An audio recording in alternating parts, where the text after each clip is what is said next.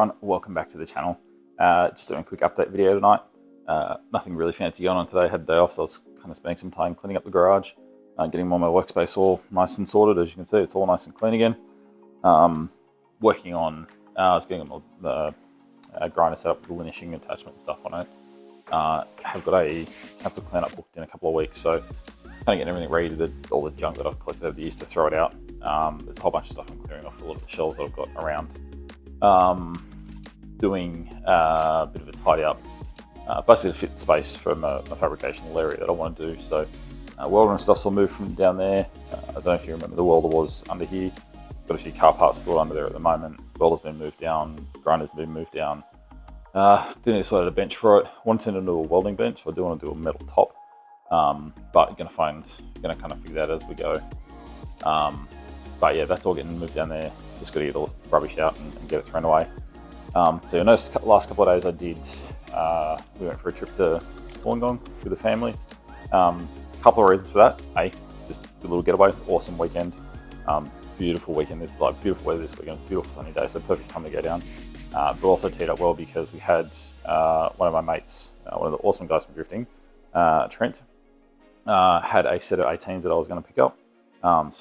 Which you can kind of see off to the side here. We'll make a few extra clips of those in.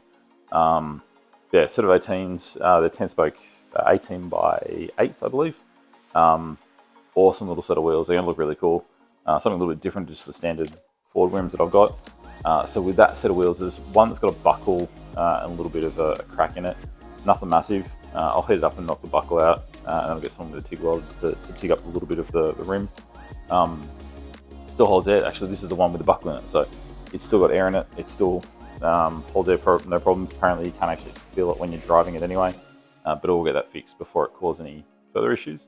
So with that set of rims, it means I now have 3 full sets plus an extra pair, which are up there. So I've got 2 sets. I've got the full set of these ones, the 10 spokes. I've got a full set of the Ford 17s. I've got so I've actually got 17s, 16s, 17s, 18s. So I've got 2 full sets of 18s, which are these ones, and the set off the 350Z. I think they're like the Sports Active wheel or something like that, the Racer Active or something. I've then got the 17 inches for the Ford, 17 by 8s as well, and then I've got a set of 16 random Ford rims as well. So yeah, 3 full sets plus the extra pair. So I'm going to have more than enough wheels to see me through any sort of event that I want to do. I've probably got too many wheels than what I need, to be honest, but the way I came about them, I was stupid to say no. I'm probably going to make these ones my standard wheels on the actual car. So I'll put a set on the front and I'll have a set to kind of plaster on the back. But I'm going to look at getting... I'm looking at getting probably a set of semi-slicks for the front eventually. Something really grippy for the front, like a Zestino or a Baleno tyre on the front, or a, what's that brand we've got out here? It's going to escape me. Another Z1. Going to completely escape me now. But yeah, get a set of semi-slicks on the front, and then just burners on the back just to rip through. I'm not any pro spec or anything, but I think having a good set of grip tyres on the front would be a big help, especially when I'm getting to the harder, faster courses. Yeah, these things look pretty mean. I'm stoked with them. I think they look awesome on the car. So I haven't done the 5-stage conversion yet. Haven't had time because garage has been an absolute pigsty. So the list of things we have to do with the Skyline, which I'm probably going to start put my little whiteboard up there and kind of start putting a list up of the little jobs I have to get done. So I need to do the 5-stage conversion. So I can obviously put these tyres and wheels on. I need to do 5-stage conversion. Need to do a diff oil change. Sorry, gearbox oil change. After south circuit and crunching second gear a couple of times, just because the synchro is gone. I want to do an oil change in the gearbox at least, just to get the glitter out of there, because all it is just going to be metal shavings churning around the gearbox. That's just going to make everything worse. So I want to try and give that a good rinse out. I did have a look at the dipstick today. The dipstick is still looking super fucking clean. It hasn't gotten dirty at all, so I'm tossing up whether I do it or not. I may do it anyway just for safety's sake. coolant's looking really nice and clean and fresh, so that's fine. I do need to do some more heat proofing around some of the lines from the oil, from the turbo. And I do need to eventually start getting a oil cooler in. That's going to be a big thing. I think I'm going to start having issues with the oil overheating. I don't actually have an oil temp gauge in the car, oil pressure, not oil temp. So I think I might have to look at getting an oil pressure gauge, oil temp gauge in as well. There are a few little things I want to start, like tiny little fab work. Well, not even fab work, just tiny little modifications. I want to do things like relocating the oil filter. I want to move that. Something a little bit more accessible, but then also get one of the sandwich plates at the minimum, change it over for the sandwich plate in it to put, you can usually get ones that you put your oil pressure, your oil temp, and your feed and return for all your feed return, one of them from the turbo. But definitely the oil pressure and the oil temp, I want to get on there and just get a better reading of what's actually going on with the oil. But yeah, I think an oil cooler is definitely going to be in the not too distant future. I am looking at doing a budget hydro setup on it. GK Tech do a budget hydro or e-brake hydro handbrake, whatever you want to call it, and get a mounting plate from RB Factory, I believe. That essentially just bolts on around the gear surround, the gear stick surround. Has the little piece off the side that you can put a hydro onto. So I want to try and potentially look at doing that before Raleigh. That is going to be something that's, I'm actually really glad I learnt to this stage without a handbrake. I feel it's made me a better driver. I feel like I've learned a lot more car control without it. And to be honest, even having it, I'm still not going to rely on it. It's still going to be something that I'm only going to use it in certain situations when I need to use it. I still much prefer driving off the clutch as it is. Even on the sim when I'm driving, I much prefer driving with the clutch and using the weight shift of the car to initiate rather than just jumping on a handbrake and ripping it. Rish is obviously still learning. I'm going to be not letting her use the handbrake until she is at a similar point to me. Just at the point that I kind of feel I need that extra little tool just to start learning what it does, rather than getting too far into the journey and then going, oh shit, it's a whole nother kind of learning process. And while I'm still learning, just add it into it and just kind of start using it every now and again. Especially with me at the moment, I think the next step for me is more high speed, starting to learn tandems, and things like that. Having that handbrake is that extra little bit of security of high speed, oh shit, yank on it, get the back kind of increase, decrease drift. Yeah, it kind of use it as a tool and learn how to use that tool to its most effectiveness. I think I'm kind of at that point. As I said, I don't plan on using it as a go-to constantly. It's literally just going to be another tool that I'm starting to learn in my repertoire of drifting tools. I still prefer, I said, even on the sim, I don't really use it that much. I much prefer using the clutch and the throttle control and actually using the momentum of the car. I find it's a lot more technical. I find it's a lot more fun using that swing of the car to get it moving. But yeah, we'll see. That's not 100% where that's happening. It's going to depend on budget. I'm in the process of trying to organise a loan for a tow car, which is where some of my drift budget is going to be going to pay for that. So obviously more drift budget towards that, less drift budget towards drifting. I do need to get a whole bunch of tyres for everything.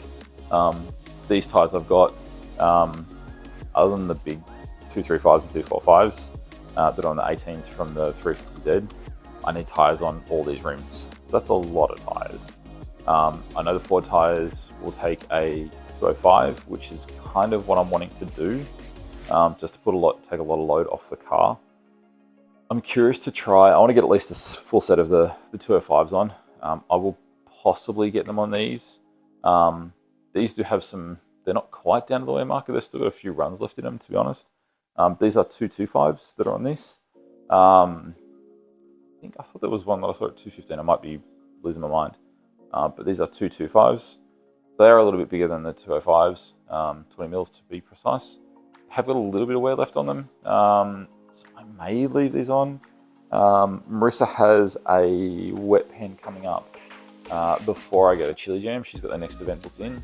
It's a ladies' night wet pen. So it's just going to be her driving. I'll be passenger seat. I am very curious though if she goes, if I get a small set, get like because obviously I'm not going to need a huge amount of tyres for that one. If I get Ford rims, I know, as I said, I know they take the 205, 205 45s that I'm wanting to put on there.